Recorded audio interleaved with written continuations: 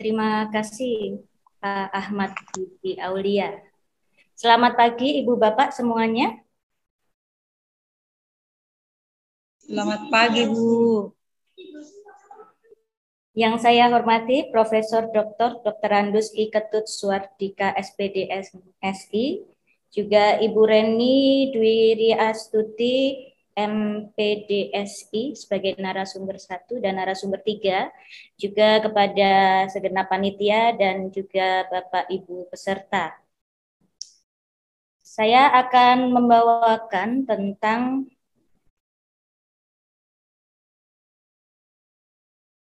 tantangan dan peluang literasi melalui aplikasi populer.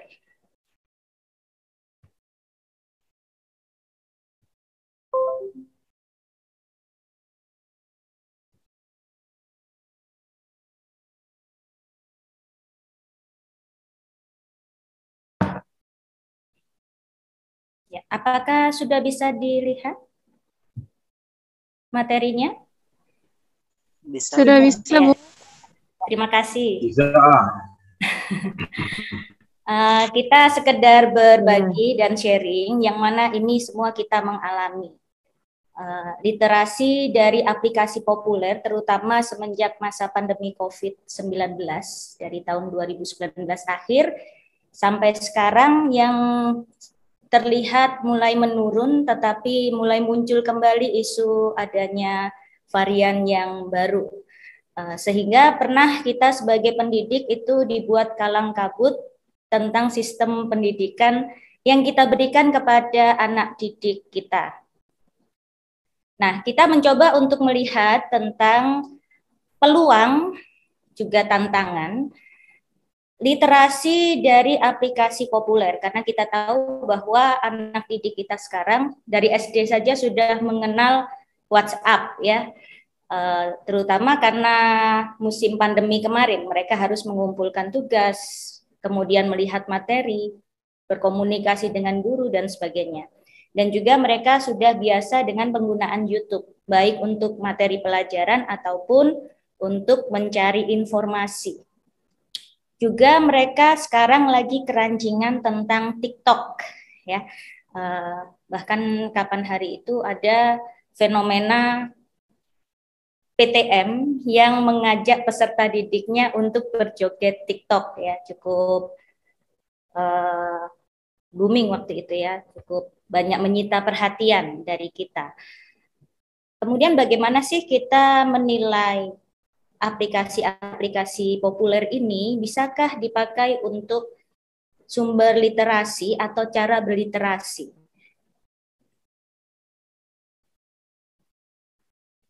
Dunia ini penuh tantangan untuk ditaklukkan. Kita tidak bisa menghindari perubahan yang terjadi begitu cepat dan juga menyeluruh. Ya, kita tidak bisa terhindar dari itu. Maka di sini pedoman yang saya pakai untuk mengajar adalah mengajarkan anak untuk mengajar. Jadi bagaimana kita mengajarkan sesuatu yang kemudian bisa menginspirasi anak untuk mengajar. Ya, intinya adalah bagaimana kita menjadi teladan sehingga anak kita juga akan menjadi teladan. Tidak bisa kita menyuruh anak kita untuk yuk kita membaca, yuk kamu harus belajar.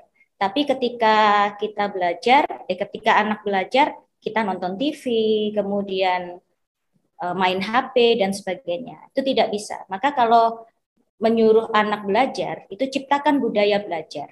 Jika anak belajar, maka orang tua juga belajar. Jika guru menyuruh anak untuk belajar di kelas, maka guru juga harus berkonsentrasi untuk mengajar.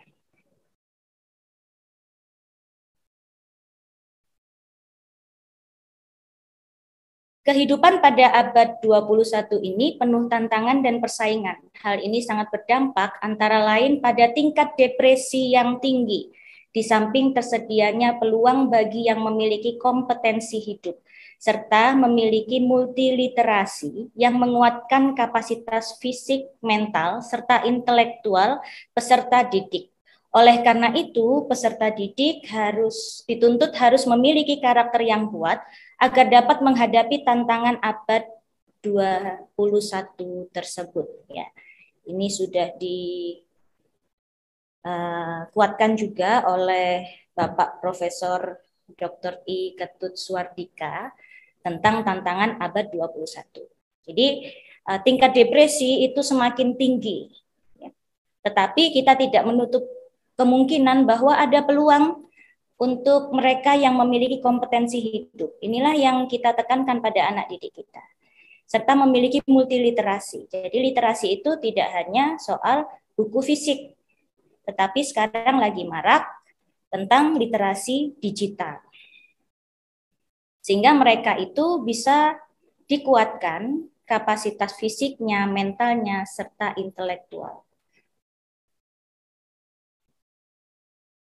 Kita menyadari bahwa saat-saat ini ya kita masih ditantang untuk masuk dalam era revolusi industri 4.0 dengan digitalisasi.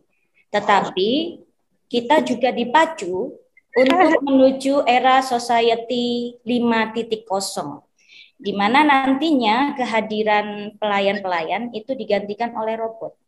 Termasuk mungkin kita itu juga digantikan oleh aplikasi-aplikasi ini, karena kita tidak bisa bertatap muka secara langsung. Ya, ini sudah kita mulai, apalagi kita istilahnya dipecut gitu ya dengan adanya COVID-19. Ada tugas dia.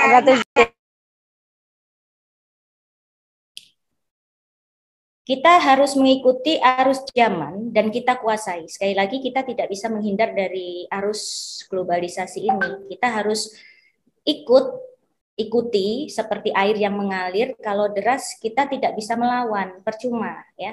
Tetapi kita harus kuasai. Ada fenomena-fenomena yang terjadi saat ini. Ya. Pertama, media sosial, komunikasi massa yang hits itu tidak lagi terbendung, tidak bisa terbendung ya. Kemudian perubahan karakter atau interaksi sosial yang sudah dibahas hari kemarin oleh Ibu Dr. Aren. Kemudian berita sangat cepat, tidak bisa dibendung, sehingga banyak hoax bertebaran. Yang utama dalam pembuatan berita itu bukan lagi fakta, seperti ketika zaman saya masih SMP atau SMA di awal tahun 2000, itu mempelajari bahasa Indonesia tentang kalimat berita, yang mana harus fakta.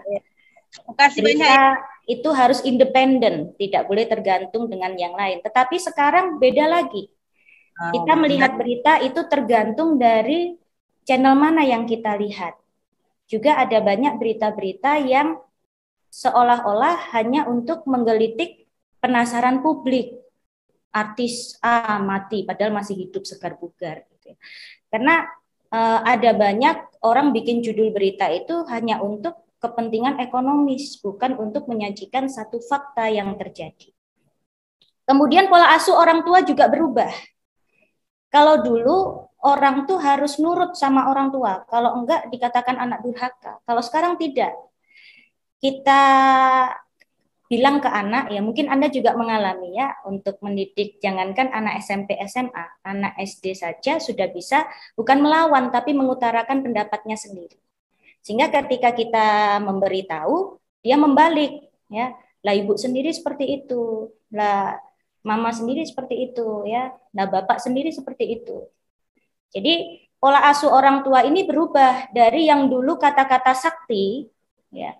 Bahkan kalau dulu itu boleh memegang sapu sakti ya untuk memukul, guru itu ada tongkat sakti, bukan hanya keras sakti ya, tetapi guru itu ada tongkat sakti, penggaris sakti, sehingga murid itu takut. Kalau sekarang tidak bisa. Dicubit aja lapor polisi. Nah, ini susah ya. Pola asuh orang tua itu sudah berubah. Yang dulu orang tua itu setia mendampingi anak, mendidik untuk berbagi dengan channel TV yang didiskusikan dulu kita mau nonton apa sekarang tidak bisa ya, karena setiap orang punya TV ya, mau nonton apa kapan itu bisa ya, pola asuhnya sudah berubah. Mental dan karakter orang zaman now disesuaikan dengan karakter media sosial yang dipakainya. Misalnya katakan TikTok.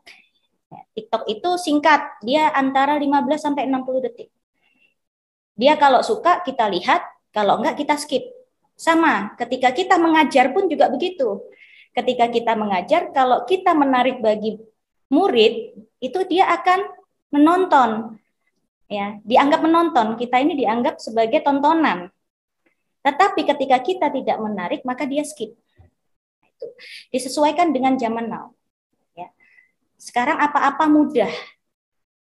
Kita mencari referensi, mencari literasi untuk membuktikan sesuatu itu sangat cepat. Kalau dulu kan kita harus berangkat dulu ke perpustakaan, kemudian mencari bukunya, mencari halamannya yang sesuai kita cari. Itu membutuhkan perjuangan ya. Kalau sekarang enggak, sekali klik selesai. Ketika kita berbicara dan orang yang menerima informasi kita tidak paham, dia buka Google, kemudian tanya, nah ini sayur bayam merah seperti apa? Sayur pakis kaki elang seperti apa? Nah, apakah benar bahwa misalnya pakis itu membuat kanker paru misalnya? Itu sekali klik sudah keluar, beda dengan zaman dulu. Mental karakter orang zaman now itu sesuai dengan media yang dia pakai. Nah, sekarang ada banyak terobosan kita mengajar, ya. Juga ada banyak media pembelajaran yang bisa diakses oleh siswa. Seperti guru ini, guru Jambi ya. Bosan dengan Zoom, guru ini membuat TikTok. Ya, misalnya cara mudah membuat peta pikiran. Nah, dulu kalau waktu pandemi itu kebanyakan memakai WhatsApp grup, ya, mengirim materi, bukan mengajar, tapi kita mengirim materi dan tugas. Yang kedua, kita memakai Zoom yang sangat menyita kuota. Belum lagi seperti kami di Kalimantan Barat itu ada mahasiswa beberapa yang pulang kampung karena kalau tidak kuliah itu biaya hidup juga termasuk tinggi, apalagi masa pandemi.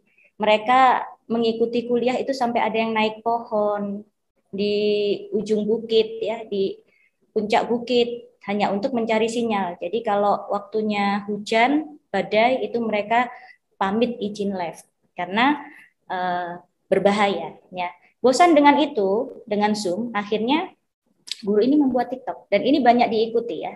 Ada banyak, ada dosen satu dosen juga yang cukup intens membuat trik-trik menaklukkan dosen pembimbing. Nah, ini sangat disukai mahasiswa.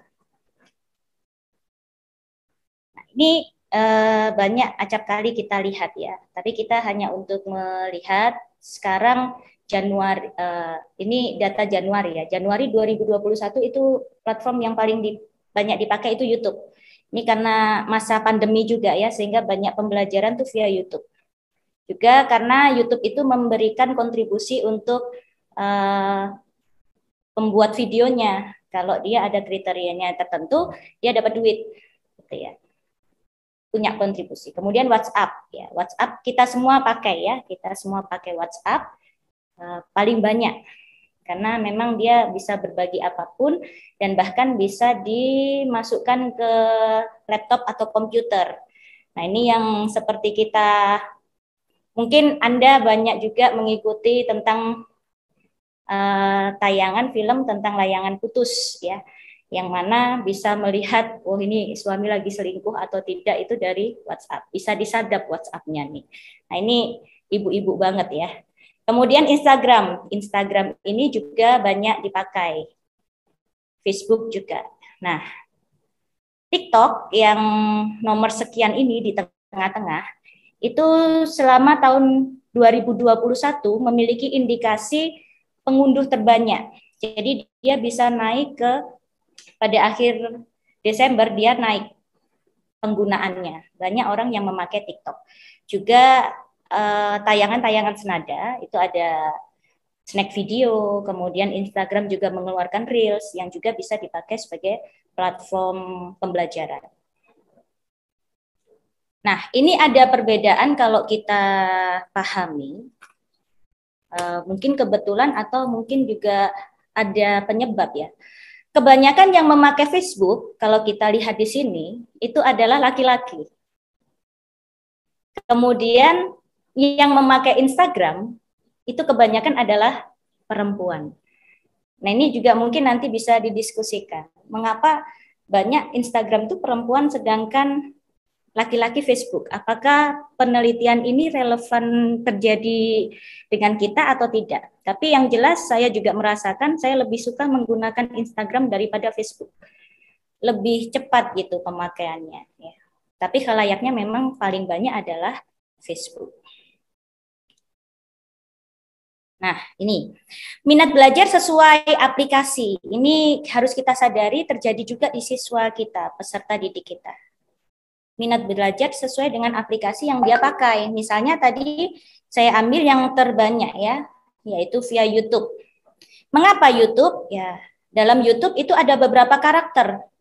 Tidak terdapat batasan waktu dan jumlah data untuk mengunggah video ke dalam situs ini. Dan sekarang tuh ada indikasi kita melihat, anak-anak melihat itu dilihat dulu durasinya. Durasinya panjang atau pendek. Biasanya yang dipilih adalah yang paling singkat. Artinya apa? Kita pun mengajar itu harus sesingkat mungkin dan menyenangkan sama dengan karakter YouTube. Karena itu tadi kalau mereka senang, mereka lihat kita, tapi kalau tidak senang dia skip. Ya, kalau bisa ibunya itu dicepatkan aja kalau mengajar ya. Nah, tidak ada batasan waktu, jumlah data untuk mengunggah video. Nah, itu menunjukkan satu kebebasan.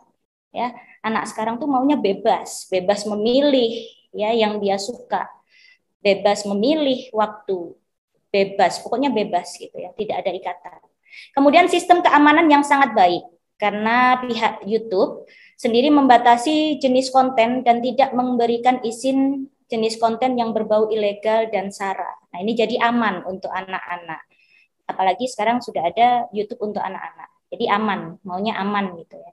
Kemudian YouTube memberikan fasilitas berbayar di mana video yang mendapatkan minimal 1.000 viewer akan mendapatkan honor. Ini berarti salary, pendapatan. Ibu Bapak, saya tidak suka menakut-nakuti, tetapi mari kita melihat peluang dari tantangan yang ada di depan mata kita.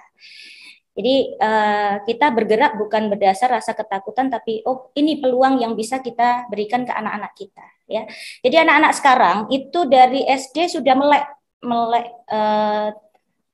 melek terhadap bahwa kita bisa loh menghasilkan uang, cuman dari nonton. Nah, kenapa YouTube itu begitu booming? Karena dia memberikan salary. Ini yang menggugah orang-orang untuk membuat tayangan-tayangan. Ya walaupun tayangannya itu bagaimana menyiram tanaman, ya kadang-kadang ibu-ibu itu kalau ingin masak sesuatu, dia lihat YouTube. Ya. Karena di situ banyak tayangan bagaimana cara memasak. Mungkin bapak-bapak juga bagaimana berternak lele, bagaimana cara menanam sayur mayur yang tidak ada ruang tanah terbuka, itu juga nonton YouTube. Jadi istilahnya kita berbagi dari daily kita, keseharian kita. Ya. Mungkin nanti Anda berikan tutorial cara membuat RPP, nah itu bisa ya. Atau tutorial untuk anak-anak, misalnya tutorial membuat kolase, nah itu bisa. Ya, berbagi sesederhana mungkin karena nanti kalau viewernya lebih dari 1.000, nah ini Anda dapat honor. Anda sekali mengajar ditonton oleh anak-anak dan itu bisa tahun depannya lagi dipakai. Nah, kalau udah 1.000 viewer maka Anda dapat salary juga. Kemudian terdapat fitur online yang membuat pengguna dapat menonton video saat offline. Namun video tersebut harus di-download terlebih dahulu. Jadi bisa tonton nanti. Ya, makanya sangat disenangi sekali ya. Mungkin kita mengajar pun nanti di era society 5.0, jadwal mereka sekolah juga nggak sama. Tergantung mereka senggang nonton pengajaran, kalau lagi mengerjakan sesuatu, mereka tidak belajar. Kemudian pengguna dapat mengedit video langsung pada situs karena disediakan alat editing sederhana dengan fitur memotong video, memfilter warna, juga menambahkan efek transisi. Jadi ini mengundang pengguna itu untuk kreatif dan sangat mudah. Jadi artis itu gampang, itu yang ditawarkan oleh YouTube. Nah, ini karakter yang penting. YouTube selalu meminta untuk like, subscribe, dan share. Jadi kita ke siswa pun itu mengajar juga harus mengutamakan like mereka dan juga memberi like untuk mereka kerjakan, yang mereka kerjakan. Kemudian subscribe, ya, ikuti saya, perhatikan. Kemudian share, ya, share, bagi. Jadi apa yang kita ajarkan itu bagi. Maka di awal saya mengatakan bahwa mengajar anak untuk mengajar. Kemudian upaya untuk membangun karakter. Sebagai masyarakat global, kita dituntut untuk mampu mengadaptasi kemajuan teknologi dan keterbaruan atau kekinian. Ya, sekarang pemerintah itu mencanangkan pentingnya literasi informasi atau information literacy. Apa itu information literacy? Sebuah kemampuan untuk mencari, memahami, mengevaluasi secara kritis, serta mengelola informasi menjadi sebuah pengetahuan yang bermanfaat untuk pengembangan kehidupan pribadi dan sosialnya. Inilah information literacy yang harus kita melekkan pada para siswa, bahwa melalui tayangan atau aplikasi yang lagi booming pun itu kita bisa memperoleh literasi. Yang dimunculkan dalam information literacy ini adalah keterampilan HOTS, berpikir tingkat tinggi. Ya. Dia menuntut kita untuk mengembangkan, mendukung kesuksesan akademis, profesional, dan pribadi. Jadi keterampilan HOTS ini untuk mereka juga mendukung kesuksesan secara akademis, mereka lebih pintar, profesional, dan pribadi.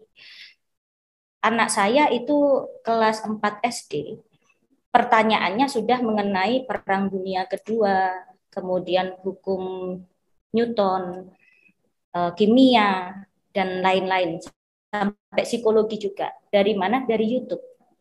Jadi kita sebagai orang tua ataupun sebagai pendidik itu harus melek ini.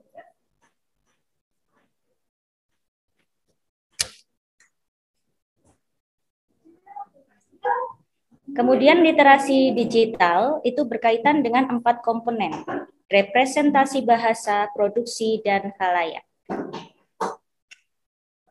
Undang-Undang Sisdiknas nomor 20 tahun 2003 tentang tujuan pendidikan nasional mengembangkan potensi untuk memiliki kecerdasan, kepribadian, dan akhlak mulia. Kita membentuk insan Indonesia tidak hanya cerdas, namun juga berkepribadian dan berkarakter. Ya, ini 6 pilar pendidikan karakter yang ingin kita tuju, ya, yaitu kepercayaan, tanggung jawab, toleran, keadilan, peduli, dan kewarganegaraan. Peluang literasi digital melalui aplikasi populer. Nah, ini yang viral, ya, viral tahun 2020. Bocah SD ditanya, tugas ibumu di rumah apa? Dijawabnya main TikTok. Ini mungkin jangan sampai di kelas, ya. Tugasnya guru di kelas apa? Main TikTok. Kenapa harus TikTok? Ya, TikTok sekarang lagi booming, ya. Pengunduhnya menduduki urutan tertinggi. Karena dalam TikTok itu tidak perlu memiliki akun untuk melihat video, jadi mudah. Kita hanya perlu download. Kemudian video kita itu bebas ditayangkan dan kita bebas melihat video orang lain. Kemudian durasi video relatif pendek, yaitu 15-60 detik. Jadi hemat waktu dan hemat kuota, sangat digandrungi, ya. Kemudian memiliki filter yang beragam dan menarik. Wah, ini apalagi ibu-ibu, ya, baru bangun tidur udah bisa kelihatan cantik karena filter. Kemudian menggunakan latar suara, musik sangat beragam sehingga kita bebas berkreasi. Dan yang terpenting adalah tidak ada iklan, jadi kita merdeka. Nah, ini juga contoh, ya, bahwa TikTok, YouTube itu dipakai bahkan untuk lomba SD dan SMA. Dan kalau Anda memakai pembelajaran TikTok, itu cuma ekstraknya saja, sehingga lebih mudah dipahami. Apalagi ada musik, sehingga orang-orang yang biasa belajar audio, dia kemampuan belajarnya audio, mendengar, ketika ada musik itu dia ingat apa yang diajarkan di tayangan TikTok tersebut. Tantangan literasi digital itu informasi sangat banyak. bersamaan pula. Kalau dulu kita menunggu pagi itu headline news-nya apa. Kalau sekarang tidak. Hitungan detik saja udah muncul. Nggak tahu itu cara menulisnya para penulis itu bagaimana ya. Hitungan detik aja udah muncul. Apalagi 5 menit, itu sudah banyak judul dengan peristiwa yang sama, tetapi diberitakan dengan cara berbeda.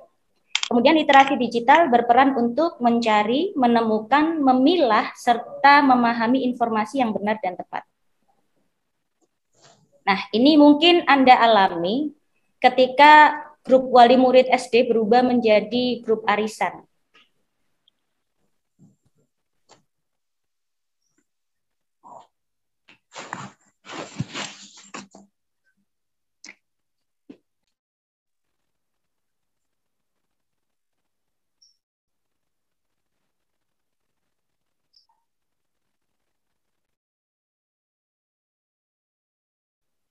Ya, mungkin Anda mengalami ya ketika grup WhatsApp wali murid itu menjadi grup curhat, kemudian grup protes, grup jualan, dan sebagainya. Nah, ini memang tantangannya. Kesimpulan yang bisa dicari, dimunculkan adalah yang pertama, kenalkan materi informasi digital dengan menggunakan aplikasi populer sesuai dengan karakter yang diharapkan dan materi yang akan diberikan. Jangan lupa sesuaikan juga dengan sarana dan prasarana seperti perangkat komputer, smartphone, dan kecukupan jaringan internet. Kembangkan materi literasi informasi pada tahapan mengevaluasi hasil sumber informasi yang ditemukan dengan komponen berpikir kritis sehingga bisa menangkal hoaks yang beredar di lingkungan digital. Kemudian mengajak peserta didik mengkritisi informasi yang diterima dalam bentuk tulisan atau keterampilan menyusun literasi digital. Misalnya aktifkan mereka membuat video YouTube, konten Instagram berupa kampanye, atau penjelasan singkat atau ajakan. Kemudian menyusun konsep video, TikTok, snack video, dan Reels, ya juga lain-lain. Kemudian memberi pemahaman tentang perangkat hukum yang melingkupi lingkungan digital, misalnya UU ITE, kemudian perlindungan privasi atau profil seseorang, sehingga siswa kita bisa berhati-hati dalam mengunggah satu tayangan. Yang terakhir adalah terima kasih sudah mengikuti, semangat mengajar dengan bahagia. Terima kasih, saya kembalikan ke moderator.